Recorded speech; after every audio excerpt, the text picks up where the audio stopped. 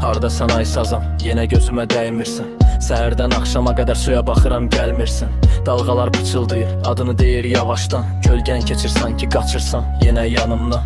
Boğazımdan kəsib sənə yemlər almışam. Ümidimi iynəyə, sapıma bağlamışam. Cürbəcür datlar düzmüşəm önünə. Amma sən naz edirsən, gölün dərinliyində. Gəl ay sazan, məni intizarda qolma. Səbrimi sınağa çəkmə, bu qədər yorma. Bilirəm bir gün gələcəksən tilovuma.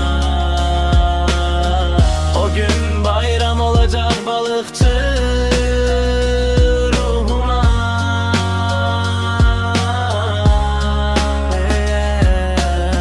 Küləyə əsir su sakit ürəyim döyünür. Hər xırda tərpənişdə ümidim böyür. Deyirlər boş ver amma bilmirlər siri. Bu sevda səssizdir amma çox dərin, çox diri.